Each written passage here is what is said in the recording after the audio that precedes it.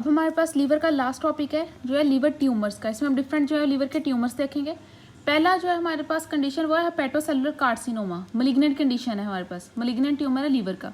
Causes हमारे पास क्या हो सकते हैं, hepatitis B and C specially, ठीक है, सिरोसिस, विल्सन डिजीज़, हीमोक्रोमेटोसिस, बहुत सी जो लीवर की डिजीजेज हैं, कंडीशंस हैं, अगर उनको प्रॉपरली ना ट्रीट किया जाए, टाइमली ना ट्रीट किया जाए तो एज अ रिजल्ट वो कार्सिनोमा की कंडीशन जो है वो क्रिएट करती हैं। या अल्फा-1 एंटीट्रिप्सिन डेफिशिएंसी, एफ्लाटॉक्सिन जो एस्पर्गस के होते हैं वो। अच्छा, ये वाली कंडीशन जो है ये मोस्टली डेवलपिंग कंट्रीज़ के अंदर ये वाला कॉज जो है वो होता है, क्योंकि जो डेवलप्ड कंट्रीज़ होते हैं वो अपनी वीट वगैरह और जो होती है पीनट्स, उनको इससे स्टेरिलाइज कर देते हैं कि वहाँ पे वो नहीं कहते कि एंटी फंगल, उनको फंजाई से जो होती है वो स्टेरिलाइज करके देते हैं। तो ये इसका इतना कॉस्ट जो है ये डेवलपिंग कंट्रीज़ के अंदर है, ज़्यादा डेवलप्ड कंट्रीज़ के अंदर नहीं है।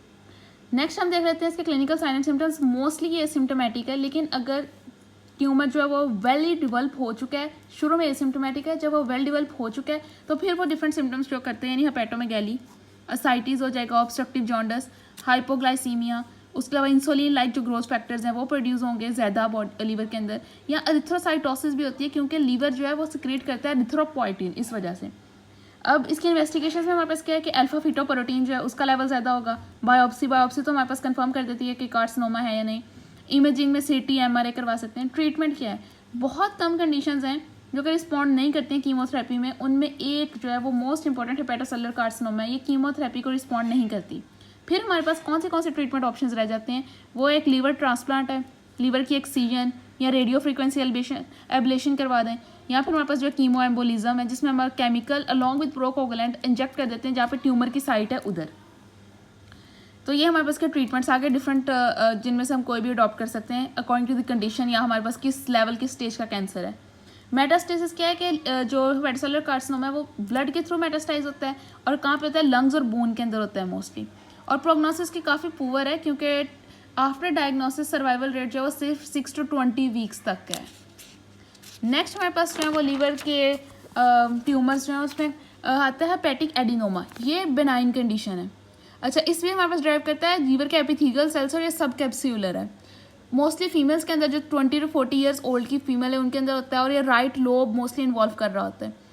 कॉज हमारे पास क्या है कि वो फीमेल्स जो कॉन्ट्रासेप्टिव यूज़ करती हैं, प्रेगनेंसी, मल्टीपल प्रेगनेंसीज का कॉज हो सकता है और क्योंकि एक्सपोजर ऑफ एस्ट्रोजन जो है वो ज़्यादा हो जाते हैं। ये भी एसिम्प्टोमेटिक होता है मोस्टली, और स्पेशली ये तो डायग्नोस भी तब होता है कि अगर आप कोई एब्डोमेन की सर्जरी कर रहे हो, कोई एब्डोमेन की इमेजिंग करवा रहे हो, ठीक है, तब आपको मोस्टली ये डायग्नोस होता है क्योंकि इतना एसिम्प्टोमेटिक होता है। लेकिन जो during pregnancy risk of rupture जो होता है इसका बहुत ज़्यादा इंक्रीज़ हो जाता है, या फिर इंट्रापेरिटोनियल ब्लीडिंग बहुत ज़्यादा होती है। इस वजह से ये है कि आपको इमेजिंग वगैरह इसकी पहले करवा लेनी चाहिए अगर आपको कुछ भी ऐसा फील हो तो। नेक्स्ट भी हमारे पास 2 ट्यूमर है, उनमें आता है एक हेपेटिक एंजियोमा, हीम एंजियोमा, और एक है एंजियोसार्कोमा। ये बेनाइन है, ये मलिग्नेंट कंडीशन है। अच्छा, हीम एंजियोमा में हमारे पास क्या होता है कि वास्कुलर स्पेसेस बन जाती हैं जो कि फिल होती हैं थ्रोम्बस के साथ। डायग्नोस, ये भी कभी हम सर्जरी कर रहे हैं, एब्डोमेन की इमेजिंग वगैरह कर रहे हो तो हमें तब पता चलेगा कि किसी पेशेंट को जो है वो हेपेटिक हीम एंजियोमा है। बायोप्सी वगैरह हम बहुत ध्यान से करते हैं क्योंकि वास्कुलर स्पेसिस है बनी हुई। नेक्स्ट आता है एंजियोसार्कोमा, ये मलिग्नेंट कंडीशन है लेकिन ये बहुत बहुत ज़्यादा रेयर कंडीशन है। इसमें क्या होता है, साइंस वेट लॉस है, जॉन्डिस, असाइटिस है। कॉज क्या है, विनाइल क्लोराइड जो पीवीसी प्लास्टिक वाला होता है उसके अंदर कोई स्पेशली लोग वहाँ पे काम करते हैं और वहाँ पे एक एजेंट विनाइल क्लोराइड उसके एक्सपोजर की वजह से, या फिर आर्सेनिक्स, कोई वाटर है ऐसा जहाँ पे आर्सेनिक जिसके अंदर कंटेंट ज़्यादा है, उसके एक्सपोजर की वजह से इसका मेन कॉज है हेपेटिक एंजियोसार्कोमा का। And this is all about liver. और अब हम नेक्स्ट जो है वो पेंक्रियाज स्टार्ट करेंगे।